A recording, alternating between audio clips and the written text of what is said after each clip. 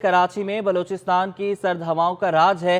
तेज हवाओं के बायस सुबह और रात को खुनकी बढ़ गई है, जबकि दोपहर में मौसम खुश्क रहेगा। चीफ मेट्रोलॉजिस्ट सरदार सरफराज ने कहा है कि 18 दिसंबर के बाद कराची की सर्दी में मजीद इजाफा हो जाएगा।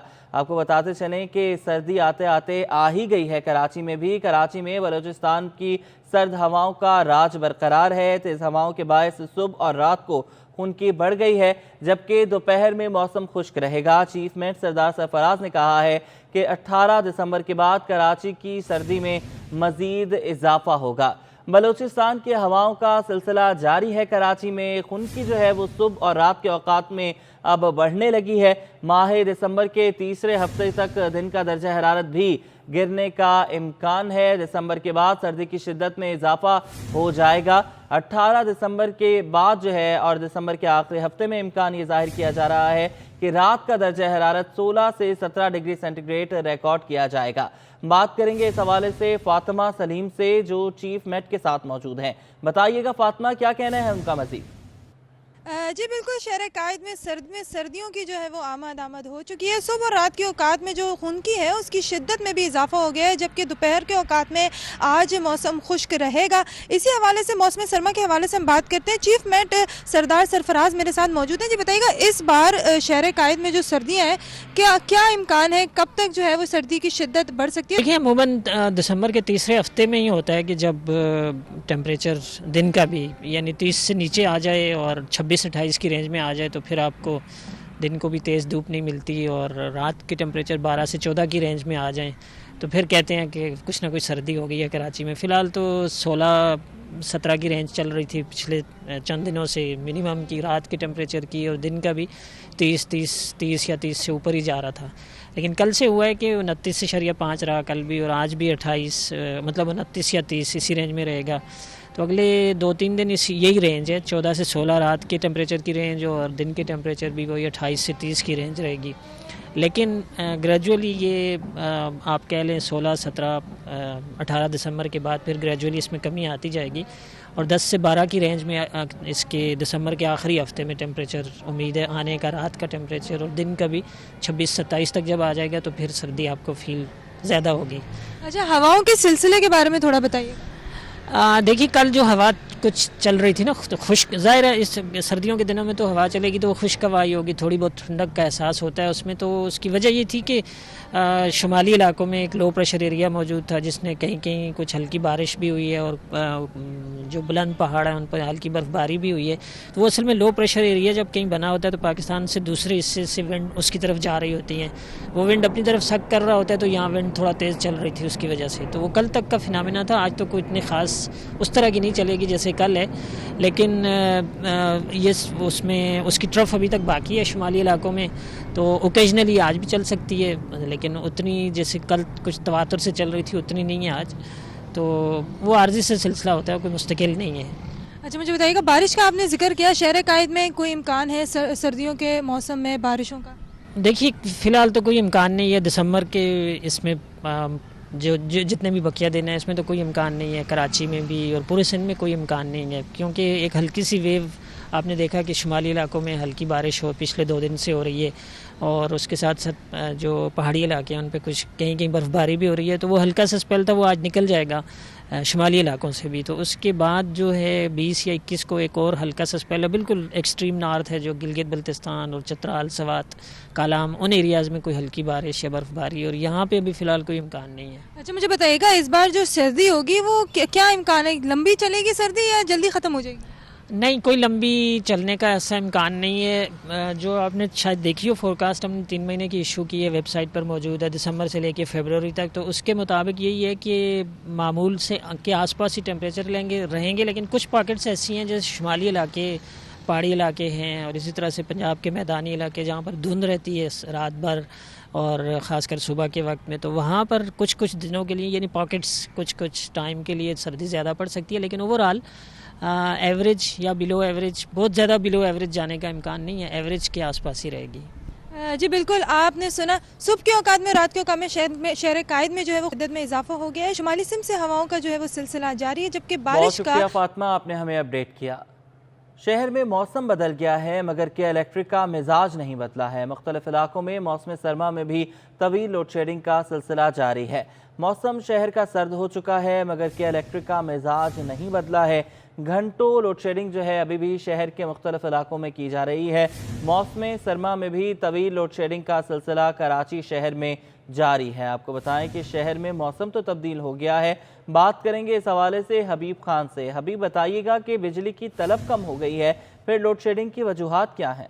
बिल्कुल, देखें कराची शहर में मौसम की तब्दीली तो आ चुकी है, लेकिन के इलेक्ट्रिक के मिजाज में कोई तब्दीली नहीं आई है और शहर के मुख्तलिफ इलाकों में अब भी जो तवील लोड शेडिंग है उसका सिलसिला बरकरार है।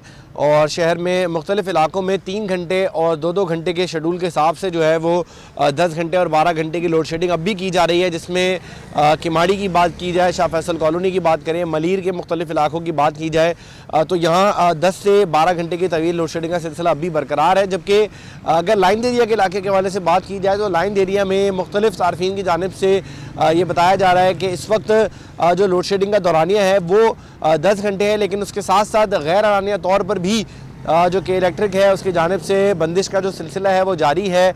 मुख्तलिफ औकात कार में कभी 15 मिनट तो कभी 20 मिनट के लिए भी जो है वो लोड शेडिंग की जा रही है। और इसके साथ साथ जो 30 जून का शेड्यूल है उसके तहत भी 10 घंटे की जो तवील लोड शेडिंग है वो बरकरार है। और सार्फिन का यही कहना है कि ऐसे मौसम में जब मौसम तब्दील हो चुका है और इतनी बिजली की इस्तेमाल में भी जो है वो कमी आ चुकी है, उसके बावजूद कि इलेक्ट्रिक की जानिब से तवील लोड शेडिंग का सिलसिला जो है वो बरकरार है। हुकूमत इस मामले में इंटरवीन करे और शहरियों को रिलीफ दिलाने में के इलेक्ट्रिक को जो है वो पाबंद बनाया जाए कि जो तवील लोड शेडिंग का इस वक्त सिलसिला जारी है उसमें कमी लाई जाए। जी बहुत शुक्रिया, आप हमें अपडेट कर रहे थे। आगे बढ़े, आपको बताएं कि विंड टर्बाइन बनाने वाली चाइनीज़ कंपनी गोल्ड विंड ने कराची में फैक्ट्री सॉल्यूशन के नाम से अपना सर्विस सेंटर मुतारिफ करा दिया है, जहां विंड टर्बाइन और उनके पार्ट्स की सर्विस और मरम्मत समेत तमाम सहूलियात फराहम की गई हैं। बात करेंगे बसीम इफ्तिखार से। बसीम, बताइएगा। आज बिल्कुल चाइनीज़ कंपनी गोल्ड विंड की जानिब से कराची में सॉल्यूशन फैक्ट्री मुतारिफ करा दी गई है। बिलखुसूस जो चाइनीज़ कंपनी है गोल्ड विंड, इसका ताल्लुक जो है वो जो मुतबादल तवानाई का जो मंसूबा है जिसे हम विंड टर्बाइन कहते हैं उससे है। उसकी जो है हम देख रहे हैं कि यहाँ पर आज तारुफ़ी तकरीब मुनक्किद हुई है सॉल्यूशन फैक्ट्री की। इस वक्त मेरे साथ मौजूद हैं गोल्ड विंड फैक्ट्री के कंपनी सेक्रेटरी मिर्ज़ा मोहम्मद उमर साहब।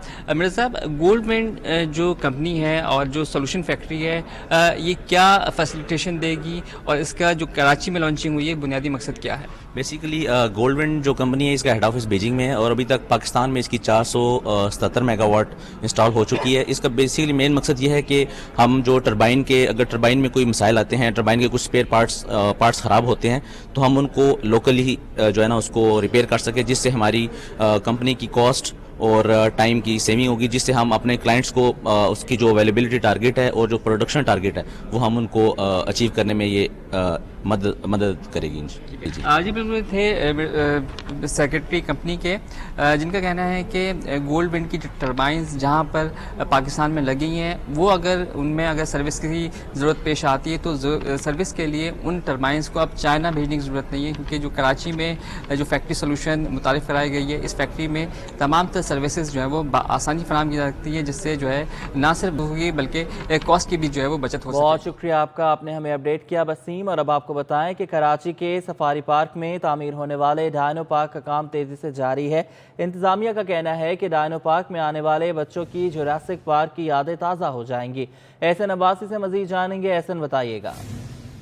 जी बिल्कुल, अब बिल्कुल बच्चों को जो है वो जुरासिक पार्क मूवी देखने की ज़रूरत नहीं है। कराची के सफारी पार्क में नया एक जुरासिक पार्क जो है वो तामीर होने जा रहा है, जिसका अनकरीब बताया जाता है सफारी पार्क हुकाम की जानिब से कि उसका इफ्तिताह किया जाएगा। ये वो जुरासिक पार्क है जिसको देखने के लिए कराची से लोग और पूरे पाकिस्तान से बैरून मुल्क जाया करते थे। अम्यूज़मेंट पार्क में टिकट्स लेते थे और बड़े अखराजात के बाद जो है फिर वो लुत्फ़अंदोज़ होते थे, लेकिन अब वो तमाम सहूलत जो है वो कराची सफारी पार्क में आने जा रही है, जहां जुरासिक पार्क की तामीर बहुत तेज़ी से जारी है। मैं अगर मुझे आपको मनाजिर दिखाएं तो ये वो डायनासोर्स हैं जो इंपोर्ट करवा के कराची के सफारी पार्क में जो जुरासिक पार्क तामीर किया जा रहा है उसमें लगाए जा रहे हैं। तरह तरह के बेशुमार इक़साम के डायनासोर्स हैं जो कराची के सफारी पार्क में यहाँ एक नया मुख्तस की गई है जगह जहाँ पर ये तमाम जुरासिक पार्क तामीर किया जा रहा है। और ये सिर्फ डायनासोर्स देखने की हद तक नहीं होंगे, ये बिल्कुल जो है ये पुकारेंगे भी, इनकी आवाज़ें भी आएंगी, ये मूवमेंट भी दिखाएंगे और बच्चे जो है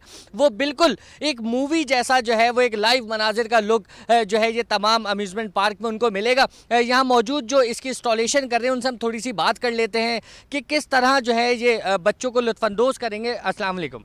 अच्छा सलमान साहब, मुझे बताइएगा ये पहले तो कहाँ से मंगवाए गए हैं और इनकी मुद्दत कितनी है, किस तरह से जो है बच्चों को ये अट्रैक्ट करेंगे अपनी जानिब? ये हमने चाइना से इंपोर्ट करें और ये बच्चों को अट्रैक्ट इस तरह करेंगे क्योंकि जैसे ही बच्चा इसकी तरफ से गुजरेगा तो ये आवाज़ें निकालेंगे, इसकी मूवमेंट्स होंगी, इसकी टेल्स हिलेंगी, इसके जो है हेड हिलेगा, इसके जो है वो पंजे हिलेंगे और ये ऐसी इसकी सराउंडिंग्स होगी, आवाज़ें ऐसी होंगी जो बच्चों को लुत्फ़अंदोज़ करेंगी। ठीक है। अच्छा, पाकिस्तान में सफारी पार्क के अंदर जो ये एक अम्यूज़मेंट पार्क बन रहा है डाइनो के नाम से, तो आप क्या समझते हैं कराची के अलावा पाकिस्तान में और किसी शहर में ऐसे मुजस्मे देखने के लिए मिलते हैं बच्चों को? जी, पाकिस्तान में तो मुख्तलिफ पार्क्स हैं लेकिन इस तरह का जो अम्यूज़मेंट पार्क जो हम बना रहे हैं ना, ये इस तरह का पार्क जो है वो पूरे पाकिस्तान में आपको नहीं मिलेगा। पाकिस्तान में कुछ शहरों में है लेकिन वो इस तरह के तर्ज पे नहीं है। जी, बहुत शुक्रिया। नाज़रीन, ये सूरत हाल है जो आपको दिखाई और बहुत अनकरीब सफारी पार्क हुक्काम के मुताबिक जो है इसका इफ्तिताह किया जाएगा और बच्चों का जो रश होगा। बहुत शुक्रिया आपका, आपने हमें अपडेट किया एहसन। शादियों के सीज़न में भी कारोबार ठप होने से आराम बाग फर्नीचर मार्केट के ताजिर परेशान हैं। जनरल सेक्रेटरी आराम बाग फर्नीचर मार्केट फरहान सईद ने कहा है कि लोकल फैक्ट्री से भी टैक्स लिया जा रहा है, हुकूमत से इस टैक्स को ख़त्म करे। मज़ीद इस पर बात करेंगे काविश मेमन से जो उनके साथ मौजूद हैं। काविश, बताइएगा। हाँ जी बिल्कुल, शादियों के सीज़न में फ़र्नीचर मरकज़ निगाह होता है लेकिन हालिया दिनों में फ़र्नीचर की सनत को महंगाई की वजह से शदीद नुकसान पहुँचा है। क्या मामला है इस वक्त फ़र्नीचर की सनत के, कारोबार क्या है? मेरे साथ मौजूद है फ़र्नीचर मार्केट आराम बाग के जनरल सेक्रेटरी फरहान सईद साहब। सर बताएं, मार्केट की इस वक्त क्या सिचुएशन है? मार्केट तो आपके सामने ही है कि जो सीज़न है हमारा अभी शादियों का, तो बिल्कुल सीज़न तो पिट गया, मतलब कस्टमर है ही नहीं मार्केट के अंदर। महंगाई की वजह है, ज़रूरियाती ज़िंदगी लोग पहले पूरी कर रहे हैं और अगर कुछ कस्टमर हैं उनकी ख़रीदने की जो क़ुव्वत है वो बिल्कुल कम से कम हो गई है और हम मजबूर यहाँ हो गए हैं कि हमारे मटेरियल के जो पैसे हैं डॉलर की वजह से वो रॉ मटेरियल बहुत ऊपर हो गया, तो कॉस्ट उसकी ऊपर आ रही है, कस्टमर की ख़रीदो क़ुव्वत ख़त्म हो गई है, तो इस वजह से बहुत मतलब मुश्किल हुई है कारोबार करना इस टाइम। बात ये है कि डॉलर का रेट है, आपको पता है हमारा जितना भी ये फर्नीचर का आइटम है ना, इसका जो हार्डवेयर है ये सब बाहर से आता है, चाइना से आता है, तो डॉलर आसमान को छू रहा है। फिर इंपोर्ट में इन्होंने टैक्स बहुत ज़्यादा लगा दिए हैं।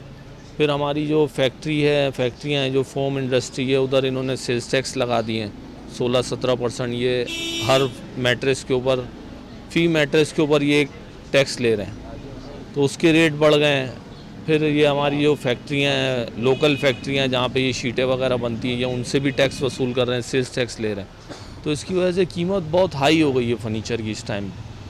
और फिर महंगाई की वजह से लोगों के अंदर जो है ना वो ख़रीदने की क़ुव्वत भी कम हो गई है। जी बिल्कुल, आराम बाग फर्नीचर मार्केट के जनरल सेक्रेटरी के हवाले से कहना था कि हुकूमत ने जो है वो मुख्तलिफ़ किस्म के टैक्सेस लगा दिए इंपोर्टेड आइटम पे, जिसकी वजह से जो कारोबार है वो शदीद तरीके से मुतासर हुआ है। उनका ये कहना है कि सीज़न का दिन है कि वजूद जो है वो मार्केट है। बहुत शुक्रिया काविश, आपने हमें अपडेट किया। और शहर में बढ़ती महंगाई ने आवाम के लिए गुजारा मुश्किल बना दिया। मुख्तलिफ अशिया खुरनोश के साथ साथ चावल की कीमतों में भी इजाफा हो गया है। शहर में मुख्तलिफ अक़साम के चावल की कीमतें 20 से 30 रुपए तक बढ़ गई हैं। आपको बताएं कि चावलों की कीमत में इजाफा होता जा रहा है। सेला चावल 270 रुपए किलो और बासमती चावल की कीमत 230 रुपए किलो हो गई है। रोहा फातिमा से मजीद जानेंगे। रोहा, बताइएगा। जी बिल्कुल, महंगाई ने इस कदर आवाम का जीना हराम कर दिया है कि अब चावलों की कीमतें भी दिन ब दिन बढ़ती जा रही हैं। आज से तकरीबन 2 से 3 दिन पहले जो चावल, बासमती चावल की अगर मैं बात करूं तो वो 240 रुपये थे, जो कि 3 दिन में बढ़कर 270 रुपये हो चुके हैं। तो इसी वाले से मैं इस वक्त एक करियाने की दुकान पर हूं, जहां पे हम चावलों की कीमतें मालूम करेंगे कि मज़ीद जो चावल दूसरे सेला चावल हैं या बासमती चावल हैं तो उनकी कीमतें क्या बढ़ी हैं। जी भाई, बताइएगा। देखिए, पहले चावलों की कीमत कम थी, आज से 10 या 15-20 दिन पहले, ठीक है, इसलिए मज़ीद 20-25 रुपये किलो या 15 रुपये किलो पे और रेट बढ़े हैं। अब बढ़ने की वजह क्या है वो तो हमें मालूम नहीं है, क्योंकि चावल बाहर भी जाना शुरू हो गए हैं और चावल की एक वजह यह है कि अभी नई फसल भी आई है, तो लिहाजा इनके रेट कम होने चाहिए। ये कम होने के बजाय मज़ीद और बढ़ रहे हैं। अच्छा, मुझे रेट्स बताएं कि यहाँ पे ये कौन सा चावल है और इसके क्या रेट चल रहे हैं? ये बिरयानी के चावल है, पहले 240 थे, अभी 280 रुपये इनके रेट है। इसी तरह सब चावलों में 20, 30, 40, 25 इस तरह हर वैरायटियों पे के हिसाब से रेट बढ़े हुए अच्छा, आपके पास कौन कौन से चावल मौजूद हैं? बासमती है, टोटा है, दागी बासमती है, सुपर कर्नल बासमती है। दागी बासमती के क्या रेट चल रहे हैं? 230 है, 260 है, और पहले क्या थे? मतलब 20-20 रुपये कम थे पहले। अच्छा, सही। तो अब 20-20 रुपए यानी एक एक हफ्ते में 20-20 रुपए इजाफा हुआ है। जी बिल्कुल, इनका यही कहना था कि 2 से 3 दिन में या एक हफ्ते में 20 से 30 रुपए इजाफा हुआ है हर चावल की कीमत में। यहाँ पे जो दागी बासमती थे वो अब 230-40 इतने में बिक रहे हैं। इससे पहले जो थे वो के सस्ते थे, 200 या 220 में भी बिकते थे, आते थे बिल्कुल। लेकिन इनका ये कहना है कि हमें नहीं पता क्या वजूहात हैं, क्यों चावलों की कीमत इतनी बढ़ रही है, जबकि अभी फसल भी नहीं उगी है। तो हालांकि कम कीमत होनी चाहिए, लेकिन कीमतें मजीद रोहा आपने हमें अपडेट किया। और हफ्ते के आगाज पर शहरियों ने खरीदारी के लिए यूटिलिटी स्टोर्स का रुख किया, मगर सालाना ऑडिट की वजह से शहर कायद में आज यूटिलिटी स्टोर्स बंद हैं, जिसकी वजह से शहरी को मायूसी का सामना है। बात करेंगे इस हवाले से हिरा जबीन से। हिरा, बताइएगा। जी बिल्कुल, आज हफ्ते का आगाज़ हो चुका है। आज पीर का दिन है और महंगाई इतनी ज़्यादा हो गई कि जो गरीब आवाम है वो यूटिलिटी स्टोर्स का रुख करती है। लेकिन सालाना ऑडिट होने के बायस जो है शहर भर के जो स्टोर्स हैं वो बंद आएंगे। मेरे साथ से एक शहरी मौजूद है, इनसे बात करते हैं। जी बताइएगा कि आप कब से आई हुई हैं और क्या 8 बजे से आगे बैठे हैं, बार बार चक्कर लगाना पड़ता, आगे आते आगे वाले बात ही नहीं सुनते और नखरे करते हैं। आवाम कहाँ जाए, क्या करे। और जब भी आओ तो कहते आटा नहीं है, अब आटा ख़त्म हो गया। थोड़े जो लोगों को दे देते या कम लोगों को देते, बाकी लोगों को कहते कल आना परसों आना। जब आओ तो जब यही है, रोज़ ही यही कहानी होती है इनकी। रोज़ अभी भी कह रहे आज नहीं खुलेगा। जब पहले बोल देते ना भी पीर को नहीं आना, पीर को बंद होगा, तो हम लोग नहीं आते। सुबह से काम वाम छोड़ के, लड़का भी काम छोड़ के आया, उन्हें काम में जाना था, उसका भी टाइम ज़ाया हो गया। अभी 11 बजने वाले हैं, अभी तक अगर कोई वो अता पता नहीं है इनका स्टोर वालों का। गरीब इंसान क्या करे, कहाँ जाए। जी हमारे साथ खातून शहरी मौजूद है, जिनका कहना ये है कि महंगाई इतनी ज़्यादा है, इन तमाम सूरत हाल के पेश नज़र हम यूटिलिटी स्टोर का रुख करते 3-4 दिनों से आ रहे हैं, लेकिन यूटिलिटी स्टोर जो है बंद है। अगर ये ऑडिट के लिए बंद ही होना था, इसे बता देते। हम सुबह 8 बजे से यहाँ पर आके बैठे हुए हैं। बहुत शुक्रिया आपका हिरा, आपने हमें अपडेट। कराची के बल्दियाती इलेक्शन में हिस्सा लेने वाले उम्मीदवारों को नए मसाइल का सामना है। सोहराब गोट UC5 से पीपल्स पार्टी के वाइस चेयरमैन के उम्मीदवार लाला रहीम कहते हैं कि अवाम ने वोट बिजली और गैस की लोड शेडिंग के खात्मे से मशरूत कर दिया है। लोगों को समझाना बड़ा मुश्किल हो गया है। बात करेंगे इक़्तिदार अनवर से। इक़्तिदार, बताइएगा। हमारे साथ मौजूद हैं लाला रहीम, जो कि UC5 सोहराबगोट टाउन से वाइस चेयरमैन के उम्मीदवार हैं। लाला, कौन सी शिकायत है जो इलाके में बढ़ गई है और अवाम क्या परेशानी लेकर आ रहे हैं? बिस्मिल्लाहिर्रहमानिर्रहीम। इस वक्त में सबसे ज़्यादा जो इस वक्त में मसला है वो गैस का है। गैस का इतनी लोड शेडिंग है जो मैंने कभी देखा नहीं है। मेरे लासी गोट हो गया और ये सोहराबगोट वाली साइड, इनमें तो मुकम्मल जो है गैस ही गायब है। बड़ी मुश्किल से आधा 1 घंटा गैस होता है, बाकी 24 घंटे जो है गैस गायब है। 1 घंटा गैस, 23 घंटे लोड शेडिंग। फिर साथ साथ इन सर्दियों में बिजली भी गायब हो गई है। समझ में नहीं आ रहा है, जब सर्दियों में बिजली गायब है तो गर्मियों में क्या होगा। ये 2 चीज़ों ने बहुत परेशान। और फिर मज़े की बात बताऊं, मेरे ये बराबर में KC का दफ्तर है। जहां बिजली बंद हो जाता है, लोग KC की दफ्तर के बजाय हमारी दफ्तर की घेराव कर लेता है। कह रहे चलो KC की दफ्तर चलो, तो बहुत परेशानी है। और KC ने तो ख़ासन इस वक्त में एक और परेशानी बना लिया, जहाँ पर 2,000 रुपये बिल है, वहाँ पर जो है वो 70-70 हज़ार रुपये बिलें भिजवा रहे हैं। यानी एक अजीब सी सूरत-हाल बना हुआ है। तो बहुत ही इस वक्त में कंट्रोल से बाहर है चीज़ें। जी, ये थे लाला रहीम जो कि बता रहे थे कि अब आवाम गैस खुलवाने, बिजली की लोड शेडिंग ख़त्म करवाने, जराइम के कंट्रोल करवाने के लिए इनके ऑफिस का घेराव कर रहे हैं। तो कराची में बल्दियाती नुमाइंदे इलेक्शन से पहले एक अजब सूरत हाल का शिकार हो गए हैं और ये मसला अगर हल ना हुआ तो उनकी बहुत शुक्रिया आपका, आपने हमें अपडेट किया। लियारी बहार कॉलोनी में खिदमत के ज़ेर एहतमाम बच्चों की सेहत के हवाले से कैंप का इनेकाद किया गया। डॉक्टर्स ने बच्चों का मुआयना किया और मुफ्त अद्वियात दी। बात करेंगे उबैद शाह से। उबैद, बताइएगा। जिस वक्त लियारी के इलाके बिहार कॉलोनी में मौजूद हूँ, जहाँ पे जमात इस्लामी अल-खिदमत के तहत लियारी बिहार कॉलोनी के जो बच्चे हैं उनकी स्क्रीनिंग का प्रोग्राम किया गया है। ऑर्फन केयर प्रोग्राम के तहत अल-खिदमत हर साल जो लियारी के बच्चे हैं, जो रजिस्टर्ड यहाँ पर बच्चे हैं, उनकी स्क्रीनिंग करती है। उनकी तमाम बीमारियों के हवाले से उनकी जांच की जाती है। इस वक्त ऑर्फन केयर प्रोग्राम के जो असिस्टेंट मैनेजर हैं हारून शाहिद, हम उनसे जानते हैं कि लियारी बिहार कॉलोनी में कितने बच्चों को वो मुफ्त तिब्बी इमदाद दे रहे हैं और यहाँ पर जो सबसे ज़्यादा अमराज हैं वो बच्चे किस चीज़ का शिकार हैं। जी हारून साहब बताइए। इसमें यह है कि हमारे पास पूरे लियारी के अंदर 400 से ज़्यादा बच्चे रजिस्टर्ड हैं। ये दूसरे मरले की स्क्रीनिंग है। पहले मरले में हम बच्चों की स्क्रीनिंग कर चुके हैं। दूसरे मरले के ये तमाम वो लियारी के बच्चे हैं कि जो ऑर्फन केयर प्रोग्राम के पास मुस्तकिल रजिस्टर्ड रहते हैं। पूरे साल में हम इनके एनुअल चेकअप भी करते हैं। अगर किसी बच्चे को कोई बीमारी दांतों से मुतल्लिक, आँखों से मुतल्लिक या कोई और जनरल बीमारी होती है तो हम उसका मुस्तकिल इनका इलाज भी करवाते हैं। यहाँ जो सबसे ज़्यादा देखें लोअर क्लास फैमिलीज़ हैं, इनके बहुत सारे इश्यूज़ जो ये हैं कि इनके बच्चों को जो बड़ी बीमारियाँ, टॉन्सिल्स के किसी को ऑपरेट की ज़रूरत है, किसी को अपेंडिक्स हुआ हुआ है या किसी को बिल्कुल आँखों की बिनाई का मसला है और चश्मों की ज़रूरत है और ये प्राइवेट इलाज करवा नहीं सकते और सरकारी सतह पर इनको नंबर्स ही नहीं मिलते। तो हम इनकी जो एनुअल स्क्रीनिंग करते हैं तो हम इनका फ़र्दर ये तमाम इलाज भी करवा के देते हैं। जी, ऑर्फन प्रोग्राम के असिस्टेंट मैनेजर जो कि अल-खिदमत के ज़ेर तहत यहाँ पे चलता है, जमात इस्लामी अल-खिदमत बिहार कॉलोनी के क्लिनिक में इस वक्त लियारी के बहुत शुक्रिया उबैद, आपने हमें अपडेट किया। एक्सपो सेंटर कराची में मुनक़िदा 5 रोज़ा कुतुब मेला आज इख्तिताम पजीर होगा। बात करेंगे सैयद ज़ुबैर राशिद से। ज़ुबैर, बताइएगा।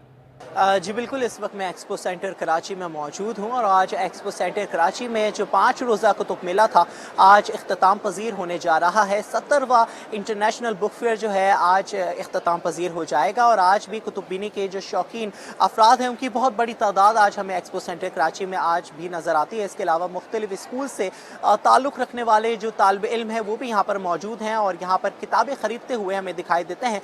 इस वक्त मेरे साथ औरंगी टाउन में वाक़ एक स्कूल के तालिब इल्म मौजूद हैं, उनसे मजीद भी जान लेते हैं।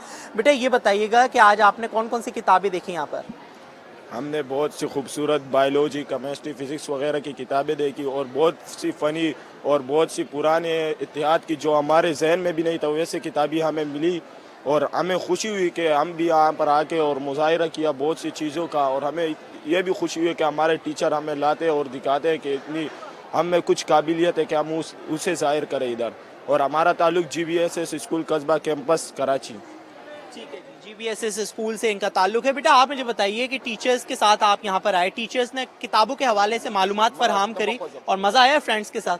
यस जी, दोस्तों के साथ हम आए, इधर सर भी हमारे साथ, उधर किताबों देखने के लिए हम आए और जो ख़रीदना है वो हम ख़रीद भी देंगे और बहुत अच्छे अच्छे किताबें थे इधर, बहुत पुराने जो जंग वगैरह और ये जो सहाबा कराम के किताबें ये भी हमने देखे, बहुत अच्छी किताबें थे। तो महंगी है सस्ती किताबें? वो बस सस्ती भी है और जो महंगी है वो महंगी भी है किताबें जो जैसे कि ये तालिब इल्म ने हमें बताया कि बहुत ही मुख्तलिफ वैरायटीज़ जो हैं किताबों की यहाँ पर मौजूद हैं। कुछ किताबें बहुत सस्ती। बहुत शुक्रिया आपका ज़ुबैर, आपने हमें अपडेट किया।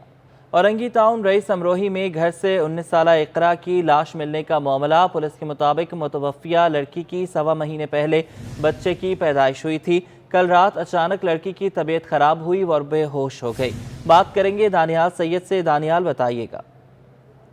जी देखिए, ये कराची के इलाका रईस अमरोही औरंगी टाउन थाना इकबाल मार्केट थाने की हदूद है, जहाँ से एक 19 से 20 साल लड़की की लाश अब्बासी अस्पताल मुंतकिल की गई, जो प्राइवेट तौर पर अहले खाना ने कार में मुंतकिल की थी। पुलिस को जब इत्तला मिली, पुलिस मौके पर पहुंची, अस्पताल से शवाहिद इकट्ठे किए। पुलिस हुकाम का कहना है कि अहले खाना कानूनी कार्रवाई से इनकार कर रहे हैं। उनका कहना है कि लड़की इकरा की यहाँ 100 महीना पहले औलाद हुई थी और उसके बाद से उसकी तबीयत नासाज थी। गुज़िश्ता शब खाना खाने के बाद वो रूम में गई और सुबह जब उसको जगाया गया तो मुर्दा हालत में पाई गई थी। तमाम पुलिस हुकाम का कहना है कि मज़ीद तहकीकात कर रहे हैं। अहले खाना ने कानूनी कार्रवाई से इनकार किया है। अच्छा, ये बताइएगा दानियाल कि सिविल अस्पताल के करीब खातून को इमारत से धक्का देकर कत्ल करने के वाक़े का मुकदमा भी जो है वो दर्ज कर लिया गया है। इस हवाले से क्या अपडेट्स हैं? जी, इस हवाले से भी सिविल अस्पताल के करीब गुज़िश्ता रोज ये वाक़या रूनुमा हुआ था। खातून को इमारत से धक्का देकर फेंका गया था। इस कत्ल का मुकदमा शौहर आदिल के खिलाफ रिसाला थाने में दर्ज किया गया है। मुकदमा मतूफिया के वालिद की मदय्यत में कत्ल की दफात के तहत दर्ज किया गया है। वालिद का कहना है कि बेटी मरियम को शौहर शादी के बाद से रोजाना तंग करता था।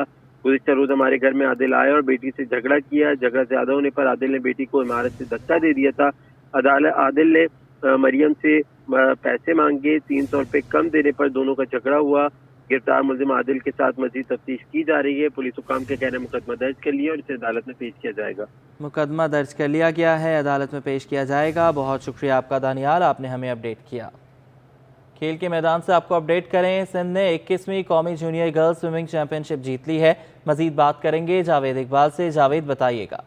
जी, मैं इस कराची जिमखाना में मौजूद हूँ, जहाँ पर आज पाकिस्तान स्विमिंग फेडरेशन के तहत 21वीं national age group championship girls के मुकाबले हुए स्विमिंग के, जिसमें सिंध की टीम ने बाजी मारी है और ज़बरदस्त परफॉर्मेंस दी है और 200 कई पॉइंट्स के साथ जो है इन्होंने जो चैम्पियनशिप की ट्रॉफ़ी अपने नाम की। हमारे साथ स्विमर्स मौजूद सिंध की, हम इनसे बात करेंगे। कप्तान है, कैसा रहा मुकाबला, कितनी मेहनत की थी? मेरा नाम सबा है, मैं सिंध टीम की कैप्टन हूँ इस बार और मैं बहुत प्राउड हूँ अपनी पूरी टीम से। हमने आई थिंक 1000 तक पॉइंट्स लिए हैं इस बार और सबसे ज़्यादा रिकॉर्ड्स भी हमारे हुए हैं और हम ट्रॉफ़ी भी जीते हैं। और हमारा सिर्फ एक गोल है कि हमने पाकिस्तान को रोशन करना है इंटरनेशनली। आपने कितनी मेहनत की और कौन से किस किस कैटेगरी में मेडल जीते? जी, अस्सलाम वालेकुम, मेरा नाम हया अली है, मैं सिंध टीम की वाइस कैप्टन हूँ और हम सब ने, पूरा टीम ने बहुत मेहनत किया है। 1 साल, 2 साल, 3 साल हम सब इतना देर के लिए ट्रेनिंग कर रहे हैं। हमारे कोचेज़, हमारे वालिदैन बहुत कोशिश कर रहे हैं हमारे साथ और इसलिए हमने जीता है। मैं अंडर 16 में थी, हमने 1000 पॉइंट से जीता है और ये अब इस साल के नेक्स्ट साल भी हम इंशाल्लाह जीतेंगे। यहाँ पे और भी बच्चे आई, बड़ी मेहनत की इन्होंने और अपनी अपनी कैटेगरी में इनाम जीता है। किस कैटेगरी में मेडल जीता आपने? मैंने बहुत से कैटेगरीज में किया। मैंने 3 गोल्ड जीता और 3 सिल्वर। और बच्चे यहाँ पे, कैसा रहा इवेंट, मज़ा आया? बहुत मज़ा आया था। बच्चे यहाँ पे बड़े खुश हैं क्योंकि आज सिंध ने टाइटल जीता है और ये वही बहुत बच्चे हैं। शुक्रिया जावेद, आपने हमें अपडेट किया।